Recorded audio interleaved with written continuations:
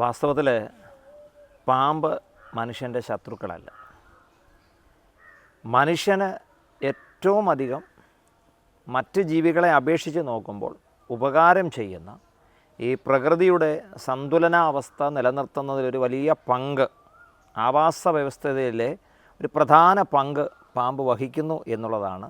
എന്നാൽ അതിനെക്കുറിച്ച് നമ്മളാരും ബോധവാന്മാരല്ല എന്നുള്ളത് കൊണ്ടാണ് അതിനെ ഒരു ശത്രുതാ മനോഭാവത്തോടെ അല്ലെങ്കിൽ ഒരു പേടി സ്വപ്നത്തോടെ ഭീതിയോടെ കാണുവാൻ തക്കൊണ്ടമിടയായിത്തീർന്നത്. 2-3 കാര്യങ്ങൾ ഞാൻ അതിനോടുള്ള ബന്ധത്തിൽ ഓർപ്പിക്കാം. പാമ്പ് നമുക്ക് ചെയ്യുന്ന സേവനങ്ങൾ എന്തൊക്കെയാണ്? ബഹുവിധമാണ്. ഒന്ന്, ഇവിടെ സിസ്റ്റമാറ്റിക്കലി ഒരു ഫുഡ് ചെയിനുണ്ട്. ഫുഡ് ചെയിനിൽ ഇരപിടിയനായും ഇരയായും മാറുന്ന ഒരു പ്രധാന പങ്ക് പാമ്പ് വഹിക്കുന്നുണ്ട്. നമ്മുടെ സ്കൂളുകളിലും മറ്റും പഠിച്ചിട്ടുണ്ട് ഫുഡ് ചെയിൻ.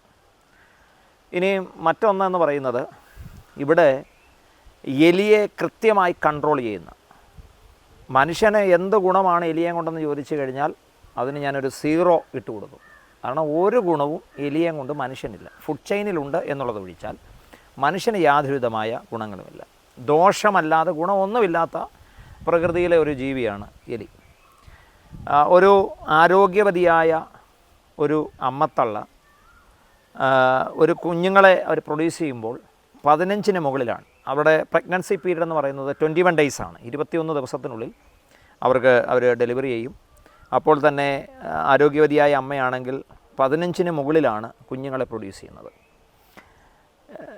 വിളവ് ചെയ്തുകൊണ്ടിരിക്കുമ്പോൾ, നമ്മൾ കൃഷി ചെയ്തുകൊണ്ടിരിക്കുമ്പോൾ ഇടങ്ങളിലും ഇവ നാശം വിതയ്ക്കുന്നു. ഇന്ത്യയിലെ തന്നെ കണക്കെടുക്കുന്നതാണ് 20% ഫുഡ്, മനുഷ്യൻ കഴിക്കേണ്ട ആഹാരം തിന്നു തീർക്കുന്ന പ്രധാന പങ്ക് വഹിക്കുന്ന ഒരാളാണ് എലി. ഇനിയും വേണ്ട, ഇത് കളപ്പുരയിൽ, ധാന്യം കളപ്പുരയിൽ കയറ്റിയിട്ടാലും നമ്മൾ ക്ഷണിക്കാതെ ഓടി നമ്മളെ മോഷ്ടിച്ച് ഭക്ഷിക്കുകയും അപ്പോൾ തന്നെ അതിൻ്റെ മലമൂത്ര വിസർജനം ഉൾപ്പെടെ ചെയ്ത് മനുഷ്യന് മറ്റ് ബഹുവിധമായ നിലകളിൽ ദോഷം ചെയ്യുന്നൊരു ജീവിയാണ്. അപ്പോൾ ചോദിക്കും, എലിയെ പിടിക്കുന്നത് പാമ്പ് മാത്രമേ ഉള്ളൂ? അല്ല, എലിയെ പിടിക്കുന്നത് പരുന്ത് പിടിക്കാറുണ്ട്, മൂങ്ങ എലിയെ പിടിക്കാറുണ്ട്, അതുപോലെ തന്നെ ഉക്കൻ എന്ന് പറയുന്നതായ പക്ഷി പിടിക്കാറുണ്ട്. എന്നാൽ ഈ പക്ഷികളെല്ലാം എലിയുടെ അടുത്തേക്ക് ചെല്ലുമ്പോൾ എലി പെട്ടെന്ന് ചെയ്യുന്നത് മാളത്തിലേക്ക്, അവരുടെ പൊനത്തിലേക്ക് ഓടി ഒളിക്കുകയാണ്. എന്നാൽ ഈ എലി പൊനത്തിൽ ഓടി ഒളിച്ചാൽ ഈ പക്ഷിക്ക് എന്ത് ചെയ്യാൻ പറ്റും? ഒന്നും ചെയ്യാൻ പറ്റത്തില്ല.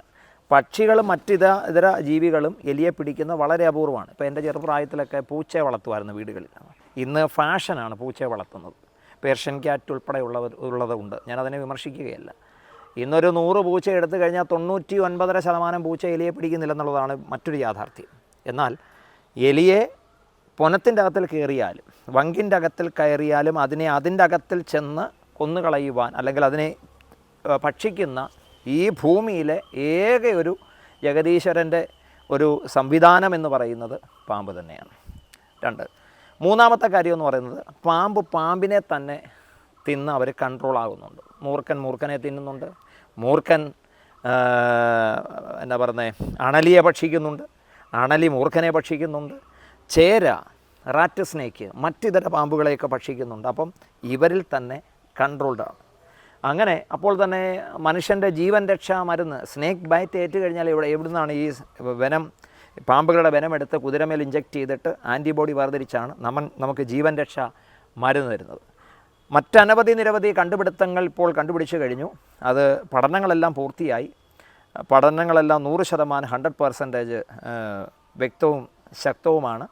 മറ്റിതര മരുന്നുകളുടെ പ്രധാനപ്പെട്ട കണ്ടൻ്റായിട്ട് ഇവരുടെ വെനം ഉപയോഗിക്കാം എന്നുള്ള പഠനങ്ങൾ വരെ തെളിയിക്കപ്പെട്ടു. അങ്ങനെ ബഹുവിധമായ ഉപകാരങ്ങൾ മനുഷ്യനുള്ള ഒരു ജീവിയാണ് പാമ്പ് എന്ന് പറയുന്നത്. തന്നെയുമല്ല, ചൊറിത്തവള പോലെ മനുഷ്യന് മറ്റിതര രോഗങ്ങളുള്ള സ്കിൻ ഡിസീസ് ഉണ്ടാക്കുവാൻ സാധ്യതയുള്ള ചൊറിത്തവള പോലത്തെയുള്ളതായ തവളകളെ, മറ്റിതര ചെറുകിട ജീവികളെയൊക്കെ ഭക്ഷിച്ച് നിയന്ത്രിക്കുന്ന, മനുഷ്യന് സഹായം ചെയ്യുന്ന ഒരു വലിയ പങ്ക് പാമ്പുകൾ വഹിക്കുന്നു എന്നുള്ളത് ഏറ്റവും പ്രധാനപ്പെട്ടതായ ഘടകമാണ്.